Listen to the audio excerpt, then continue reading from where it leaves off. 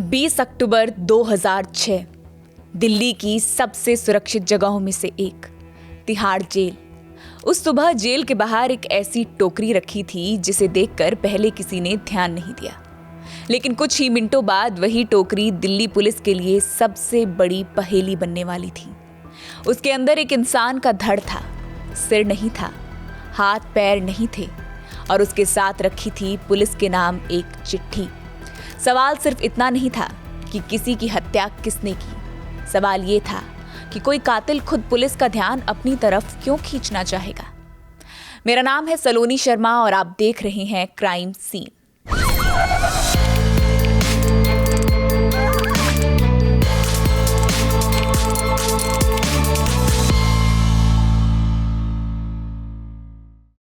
बीस अक्टूबर 2006 की सुबह करीब 7 बजे का वक्त था। दिल्ली में हल्की ठंड शुरू हो चुकी थी। तिहाड़ जेल के गेट नंबर 3 के बाहर रोज की तरह चहल पहल बढ़ रही थी। जेल के कर्मचारी अपनी ड्यूटी पर पहुंच रहे थे। रात की शिफ्ट खत्म करने वाले गार्ड बाहर निकल रहे थे। सड़क किनारे चाय वाला पहली केतली चढ़ा चुका था और कुछ लोग वहीं खड़े होकर चाय पी रहे थे। सब कुछ बिल्कुल सामान्य था। तभी सफाई कर रहे एक कर्मचारी की नजर सड़क के किनारे रखी एक बड़ी बेंत वाली टोकरी पर पड़ी। उसने उसे देखकर ज्यादा ध्यान नहीं दिया। दिल्ली में ऐसी टोकरियां हर जगह दिखाई देती थी।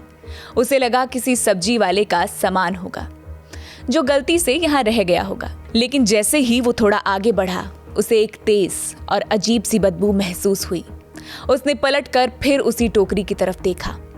इस बार वो धीरे धीरे उसके पास गया। ऊपर एक पुराना कपड़ा पड़ा था। उसने हिचकिचाते हुए कपड़े का कोना उठाया। अगले ही पल उसका चेहरा सफेद पड़ गया। उसने तुरंत कपड़ा वापस छोड़ दिया, 2 कदम पीछे हट गया और जोर से बाकी कर्मचारियों को आवाज लगाने लगा। कुछ ही मिनटों में वहां लोगों की भीड़ जमा हो गई। किसी ने दोबारा टोकरी को छूने की हिम्मत नहीं की। जेल प्रशासन को खबर दी गई और तुरंत दिल्ली पुलिस को बुलाया गया। कुछ ही देर में पुलिस, क्राइम टीम और फोरेंसिक अधिकारी मौके पर पहुंच गए। सबसे पहले पूरे इलाके को घेर लिया गया ताकि कोई सबूत खराब न हो। सड़क का एक हिस्सा खाली कराया गया और फिर दस्ताने पहनकर टोकरी खोली गई। अंदर का दृश्य देखकर वहां मौजूद हर आदमी कुछ पल के लिए बिल्कुल चुप हो गया। टोकरी के भीतर एक आदमी का धड़ रखा था। उसका सिर गायब था। दोनों हाथ और दोनों पैर भी शरीर से अलग किए जा चुके थे। शरीर को पुराने अखबारों, प्लास्टिक और कपड़ों की कई परतों में लपेटा गया था। ऊपर से मोटी नायलॉन की रस्सी इतनी कसकर बांधी गई थी कि साफ समझ आ रहा था ये काम जल्दबाजी में नहीं किया गया। जिसने भी ये किया था उसने पूरा समय लिया था। शव को पहचानना मुश्किल जरूर बनाया गया था, लेकिन उसे छिपाया नहीं गया था, बल्कि उसे एक ऐसी जगह छोड़कर जाया गया था जहां कुछ ही मिनटों में पुलिस का पहुंचना तय था। यही बात मौके पर मौजूद हर अधिकारी को सबसे ज्यादा परेशान कर रही थी। जांच शुरू हुई तो टोकरी के अंदर रखी हर चीज को अलग अलग पैक किया जाने लगा। अखबार, प्लास्टिक, कपड़े, रस्सी। तभी एक पुलिसकर्मी की नजर अंदर पड़े एक मुड़े हुए कागज पर गई। उसने सावधानी से उसे बाहर निकाला। कागज खोला गया। उस पर हाथ से कुछ लिखा हुआ था। वो सीधे दिल्ली पुलिस के नाम लिखा गया था। उसी समय कंट्रोल रूम से एक और जानकारी मिली। सुबह कुछ देर पहले किसी अनजान आदमी ने पुलिस कंट्रोल रूम में फोन करके सिर्फ इतना बताया था कि तिहाड़ जेल के गेट नंबर 3 के बाहर एक पैकेट रखा है। उसने अपना नाम नहीं बताया। उसने कोई दूसरी बात नहीं की, बस जगह बताई और फोन काट दिया। अब पुलिस के सामने 2 नए सवाल थे। ये चिट्ठी किसने लिखी और फोन किसने किया? क्या दोनों एक ही आदमी थे? उधर शव को पोस्टमार्टम के लिए भेज दिया गया, लेकिन जांच की सबसे बड़ी परेशानी वहीं से शुरू हुई। जिस आदमी की हत्या हुई उसकी पहचान कैसे की जाए? सिर नहीं था, हाथ पैर नहीं थे, शरीर पर ऐसा कुछ भी नहीं था जिससे सीधे किसी परिवार तक पहुंचा जा सके। दिल्ली पुलिस ने तुरंत अलग अलग थानों में दर्ज कराई गुमशुदगी की रिपोर्ट मंगवानी शुरू कर दी। आसपास के राज्यों से भी जानकारी ली गई। कई परिवारों को बुलाया गया। कोई भी उस धड़ को पहचान नहीं पा रहा था। उस सुबह पुलिस के पास सिर्फ 3 चीजें थीं।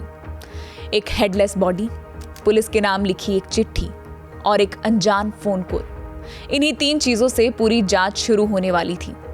फिलहाल किसी को नहीं पता था कि ये किसकी लाश है, इसलिए पहला कदम बिल्कुल साफ था। सबसे पहले उस आदमी की पहचान करनी होगी, तभी इस कहानी का अगला दरवाजा खुलेगा। तिहाड़ जेल के बाहर मिली उस बिना सिर की लाश की जांच अब कई दिनों से चल रही थी। दिल्ली पुलिस ने गुमशुदगी की दर्जनों रिपोर्टें खंगाली, अलग अलग थानों से रिकॉर्ड मंगवाए गए, आसपास के राज्यों से भी जानकारी ली गई। कई परिवारों को बुलाया गया ताकि शायद कोई अपने किसी लापता रिश्तेदार को पहचान सके, लेकिन हर कोशिश नाकाम रही। सिर न होने की वजह से पहचान लगभग नामुमकिन हो गई थी। जांच वहीं आकर रुक जाती जहां से शुरू हुई थी। पुलिस के पास हत्या थी, लेकिन ये तक नहीं पता था कि मरा कौन है। उधर फोरेंसिक टीम अपनी तरफ से हर छोटी चीज जोड़ रही थी। शरीर को जिस तरह पैक किया गया था, उससे इतना साफ था कि ये काम किसी सुनसान जगह पर नहीं हुआ होगा। जिसने भी हत्या की थी, उसके पास इतना समय था कि वो आराम से शव के टुकड़े कर सके, उन्हें अलग अलग लपेट सके और फिर पूरी तैयारी के साथ तिहाड़ जेल तक पहुंचा सके। इसका मतलब था कि हत्या कहीं और हुई थी, लेकिन वो जगह कहाँ थी, इसका कोई सुराग नहीं मिल रहा था। पुलिस हर छोटी जानकारी को जोड़ रही थी, लेकिन तस्वीर अभी भी अधूरी थी। इसी दौरान गुमशुदगी की एक रिपोर्ट ने जांच अधिकारियों का ध्यान खींचा। रिपोर्ट एक ऐसे युवक की थी जो कुछ दिन पहले अचानक लापता हो गया था। उसका नाम था अनिल मंडल, जिसे कुछ लोग अमित के नाम से भी जानते थे। परिवार से संपर्क किया गया, उन्हें दिल्ली बुलाया गया। शव की हालत ऐसी नहीं थी कि कोई 100% पहचान कर सके, लेकिन शरीर की बनावट, कपड़ों और दूसरी जानकारियों के आधार पर पुलिस को लगने लगा कि मरने वाला शायद अनिल ही है। पहली बार इस केस में किसी इंसान का नाम सामने आया था। अब जांच एक कदम आगे बढ़ सकती थी। अब पुलिस ने अनिल की जिंदगी खंगालनी शुरू की। वो दिल्ली कब आया था, कहाँ रहता था, किसके साथ उठता बैठता था। लोगों ने बताया कि दिल्ली आने के बाद अनिल कुछ समय तक एक ऐसे आदमी के संपर्क में था जो बिहार और उत्तर प्रदेश से आने जाने वाले लड़कों की मदद करता था। नए लड़कों को रहने के लिए कमरा दिलाना, उन्हें काम दिलवाना, खाना खिलाना, ये सब उसके लिए आम बात थी। कई लोगों के लिए वो किसी बड़े भाई जैसा था, लेकिन कुछ लोगों ने ये भी कहा कि उसका स्वभाव बहुत अजीब था। छोटी छोटी बातों पर उसका गुस्सा अचानक फूट पड़ता था। अगर कोई उसकी बात न माने, झूठ बोल दे, चोरी कर ले, शराब पी ले, तो वो बुरी तरह भड़क जाता था। उस वक्त किसी ने इस बात को ज्यादा गंभीरता से नहीं लिया, लेकिन अब पुलिस हर छोटी बात नोट कर रही थी। जांच आगे बढ़ी तो उस आदमी का नाम भी सामने आ गया, चंद्रकांत झा। बिहार का रहने वाला, कई साल पहले काम की तलाश में दिल्ली आया था। आजादपुर मंडी और आसपास के इलाकों में सब्जी बेचता था। कभी फेरी लगाता, कभी दिहाड़ी करता। बाहर से देखने पर उसकी जिंदगी बिल्कुल साधारण लगती थी, लेकिन जब पुलिस ने उसका पुराना रिकॉर्ड निकाला तो एक अलग तस्वीर सामने आने लगी। पता चला कि उसका नाम पहले भी पुलिस की फाइलों में दर्ज हो चुका था। साल 1998 में उसे एक हत्या के मामले में गिरफ्तार किया गया था। उसने कई साल तिहाड़ जेल में बिताए, लेकिन बाद में सबूतों की कमी की वजह से अदालत से छूट गया। फिलहाल इस पुराने मामले का नई हत्या से कोई सीधा संबंध साबित नहीं हुआ था, लेकिन पुलिस ने उसका नाम अपनी जांच में शामिल कर लिया। अब चंद्रकांत झा पुलिस की नजर में था, लेकिन सिर्फ शक के आधार पर किसी को गिरफ्तार नहीं किया जा सकता था। इसलिए उसकी गतिविधियों पर नजर रखी जाने लगी। उसके जानने वालों से पूछताछ हुई। जिन लोगों ने कभी उसके साथ कमरा साझा किया था, उन्हें ढूंढा गया। इसी दौरान एक और बात सामने आई। कुछ लोगों ने बताया कि पहले भी ऐसे कई लड़के अचानक गायब हुए थे, जो कुछ समय तक चंद्रकांत के साथ रहते थे। उस समय किसी ने भी इस बात को गंभीरता से नहीं लिया। दिल्ली जैसे शहर में मजदूर आते भी हैं और बिना बताए चले भी जाते हैं, लेकिन अब पुलिस हर पुरानी गुमशुदगी को नए नजरिए से देखने लगी थी। जांच अभी इन सवालों के जवाब ढूंढ ही रही थी कि लगभग 6 महीने बाद दिल्ली पुलिस को फिर से एक फोन आया। जगह वही थी, तिहाड़ जेल, गेट नंबर 3। इस बार सड़क किनारे एक बड़ा कार्डबोर्ड का डिब्बा रखा था। पुलिस मौके पर पहुंची। डिब्बा खोला गया। अंदर फिर एक सिरवहीन इंसानी धड़ था। इस बार किसी को समझाने की जरूरत नहीं थी। पुलिस के सामने अब एक नहीं, दो बिल्कुल एक जैसे मामले थे और इसका मतलब साफ था, जिसने पहली हत्या की थी वो अभी भी बाहर था। दूसरी लाश मिलने के बाद दिल्ली पुलिस को एक बात साफ समझ में आ गई, ये कोई अलग अलग हत्याएं नहीं थी। दोनों मामलों में तरीका लगभग एक जैसा था। सिर गायब, शरीर के टुकड़े, तिहाड़ जेल के बाहर शव छोड़ना, पुलिस को सूचना देना और हर बार ऐसा लगना जैसे कातिल चाहता हो कि पुलिस सबसे पहले उसी तक पहुंचे। अब जांच पहले से कहीं ज्यादा तेज कर दी गई। अलग अलग टीमों को अलग अलग जिम्मेदारियां दी गई। कुछ लोग पुरानी गुमशुदगी के मामलों पर काम कर रहे थे तो कुछ चंद्रकांत झा की हर गतिविधि पर नजर रखे हुए थे। इसी दौरान पुलिस ने चंद्रकांत झा के बारे में और जानकारी जुटाना शुरू की। पता चला कि वो अक्सर बिहार और उत्तर प्रदेश से आने वाले लड़कों को अपने साथ रखता था। उन्हें रहने के लिए कमरा देता, खाना खिलाता और काम भी दिलवाता था।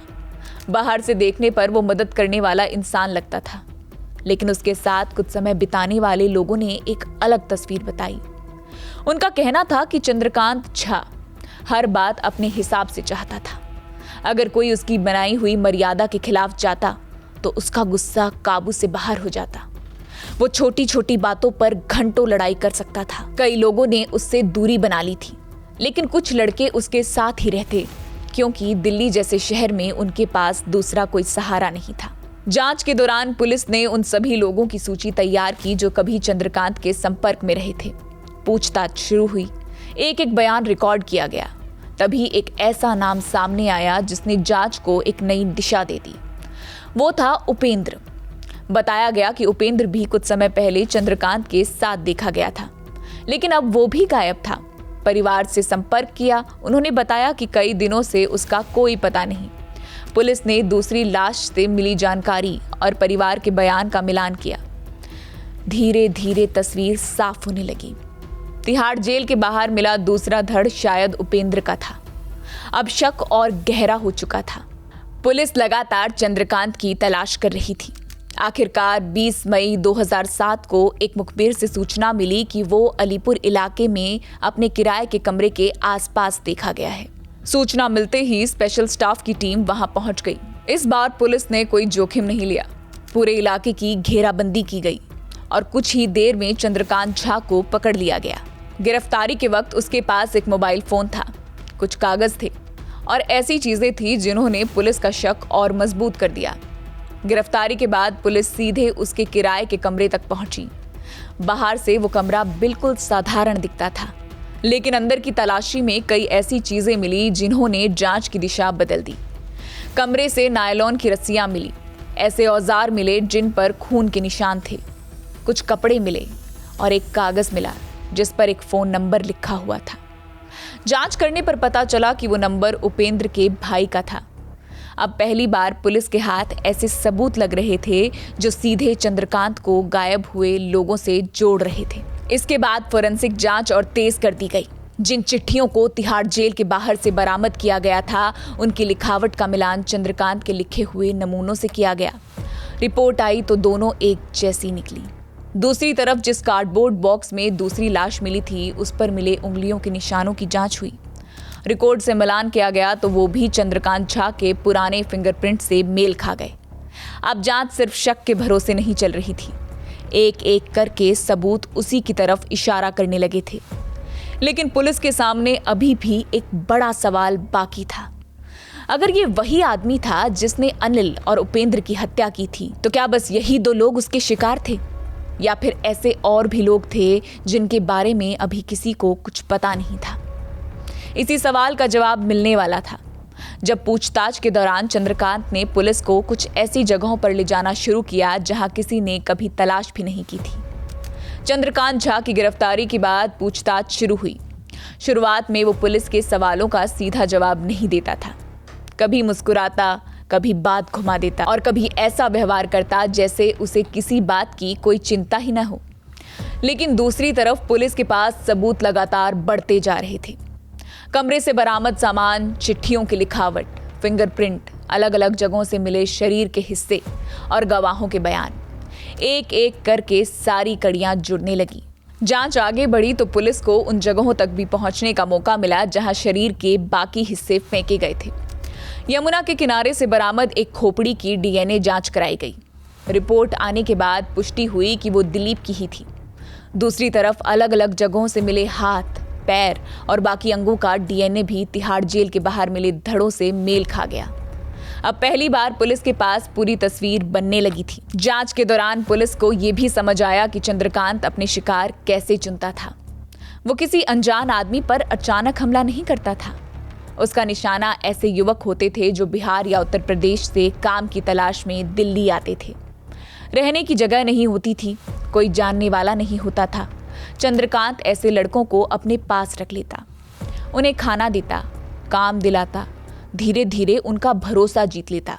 लेकिन उसके अपने कुछ अजीब नियम थे। अगर उसकी नज़र में कोई लड़का शराब पीता, झूठ बोलता, चोरी करता या उसकी बात नहीं मानता तो उसका गुस्सा हिंसा में बदल जाता। पुलिस का मानना था कि इसी सोच से कई लोगों की जान ली गई। जांच में उसका नाम कई और गुमशुदा युवकों के साथ जोड़ा गया, लेकिन अदालत में वही मामले साबित किए जा सके जिनके लिए पुख्ता सबूत मौजूद थे। मामला अदालत तक पहुंचा। 3 अलग अलग हत्याओं के मुकदमे चले। पुलिस ने अदालत के सामने फोरेंसिक रिपोर्ट, डीएनए, फिंगरप्रिंट, हस्तलिपि की जांच, बरामद सामान और गवाहों के बयान पेश किए। सुनवाई के बाद निचली अदालत ने चंद्रकांत झा के अनिल मंडल और उपेंद्र की हत्या के मामले में मौत की सजा सुनाई। दिलीप की हत्या के मामले में उसे उम्र कैद मिली। बाद में मामला दिल्ली हाईकोर्ट पहुंचा। हाईकोर्ट ने तीनों मामलों में उसकी दोष सिद्धि बरकरार रखी, लेकिन मौत की सजा को बदलकर इसे आजीवन कारावास कर दिया, जिसमें उसे सामान्य रिहाई का लाभ नहीं मिलेगा, यानी उसे अपनी बाकी जिंदगी जेल में ही बितानी होगी। लेकिन इस कहानी का एक और अध्याय बाकी था। साल 2023 में चंद्रकांत झा ने अदालत से पैरोल मांगी। उसने कहा कि उसे अपनी बड़ी बेटी की शादी की बात पक्की करनी है। अदालत ने कुछ शर्तों के साथ 90 दिनों की पैरोल मंजूर कर दी। उसे दिल्ली से बाहर नहीं जाना था, तय समय पर पुलिस स्टेशन में हाजिरी लगानी थी और पैरोल खत्म होने पर वापस जेल लौटना था। लेकिन 90 दिन पूरे होने के बाद वो वापस नहीं आया। उसका मोबाइल बंद हो गया, वो गायब हो चुका था। दिल्ली पुलिस ने उसकी तलाश शुरू की और उसके बारे में सूचना देने वाले के लिए इनाम भी घोषित किया। करीब 15 महीने तक उसकी तलाश चलती रही। आखिरकार जनवरी 2025 में क्राइम ब्रांच की टीम ने उसे पुरानी दिल्ली रेलवे स्टेशन से गिरफ्तार कर लिया। पुलिस के मुताबिक वो बिहार जाने वाली ट्रेन पकड़ने की कोशिश कर रहा था। गिरफ्तारी के बाद उसे फिर से तिहाड़ जेल में भेज दिया गया। चंद्रकांत झा का मामला सिर्फ एक सीरियल किलर की कहानी नहीं था। इस केस ने एक और सच्चाई सामने रखी। जिन लोगों को उसने निशाना बनाया उनमें ज्यादातर ऐसे मजदूर थे जो रोजगार की तलाश में अपने घर से सैकड़ों किलोमीटर दूर दिल्ली आए थे। उनके पास न कोई मजबूत पहचान थी, न कोई ऐसा परिवार जो हर दिन उनकी तलाश कर सके। कई बार उनके गायब होने की खबर भी देर से दर्ज हुई। यही वजह थी कि कई मामलों में जांच शुरू होने में समय लगा। पुलिस के लिए ये केस इसलिए भी मुश्किल था क्योंकि हर सबूत अलग अलग जगह से मिल रहा था और हर कड़ी को जोड़ने में महीनों लग गए। आज चंद्रकांत झा तिहाड़ जेल में बंद है, वही तिहाड़ जेल जिसके बाहर उसने बार बार शव छोड़कर पुलिस को चुनौती देने की कोशिश की थी। लेकिन आखिरकार उसी शहर की जांच एजेंसियों ने उसकी हर चाल को जोड़कर अदालत तक पहुंचाया। इस केस की सबसे डराने वाली बात सिर्फ हत्याएं नहीं थी। सबसे डराने वाली बात ये थी कि एक आदमी सालों तक बिल्कुल आम इंसान की तरह लोगों के बीच रहा। वो लोगों की मदद भी करता था, उनके साथ खाना भी खाता था और उन्हीं में से कुछ लोग उसके घर से कभी वापस नहीं लौटे। शायद इसी वजह से चंद्रकांत झा का नाम आज भी भारत के सबसे खौफनाक सीरियल किलर्स की सूची में लिखा जाता है। आज के एपिसोड में फिलहाल इतना ही।